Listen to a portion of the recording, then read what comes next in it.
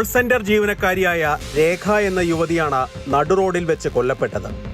ഇവർ ജോലി ചെയ്യുന്ന അതേ ഓഫീസിലെ ഡ്രൈവറും ഭർത്താവുമായ ലോഹിതാശുയാണ് പ്രതി. സുങ്കടകട്ടെ ബസ് സ്റ്റാൻഡിന് സമീപം റോഡ് ക്രോസ് ചെയ്യാൻ നിൽക്കുകയായിരുന്നു രേഖയും 12 വയസ്സുള്ള മകളും. ഇതിനിടയിൽ സ്ഥലത്തെത്തിയ ലോഹിതാശു രേഖയുമായി വാക്തർക്കത്തിലായി. ഇതിനിടയിൽ കയ്യിൽ കരുതിയിരുന്ന കത്തിയെടുത്ത് പലതവണ കുത്തുകയായിരുന്നു. മരണം ഉറപ്പാക്കുന്നതിനായി 12 തവണ ഇയാൾ കുത്തി. രേഖയെ ഉടൻ തന്നെ ആശുപത്രിയിലെത്തിച്ചെങ്കിലും ജീവൻ രക്ഷിക്കാനായില്ല. മുൻപ് വിവാഹിതരായിരുന്ന രേഖയും ലോഹിതാശയും ആ ബന്ധം വേർപെടുത്തിയ ശേഷമാണ് 3 മാസം മുൻപ് വീണ്ടും വിവാഹിതരായത്. രേഖയ്ക്ക് മറ്റൊരാളുമായി ബന്ധമുണ്ടെന്ന സംശയമാണ് കൊലപാതകത്തിന് കാരണം. കൊലയ്ക്ക് ശേഷം സംഭവസ്ഥലത്ത് നിന്ന് രക്ഷപ്പെട്ട ലോഹിതാശു പിന്നീട് പോലീസിൽ കീഴടങ്ങി. ഇയാൾക്കെതിരെ കൊലപാതക കുറ്റം ചുമത്തി കേസെടുത്തിട്ടുണ്ട്.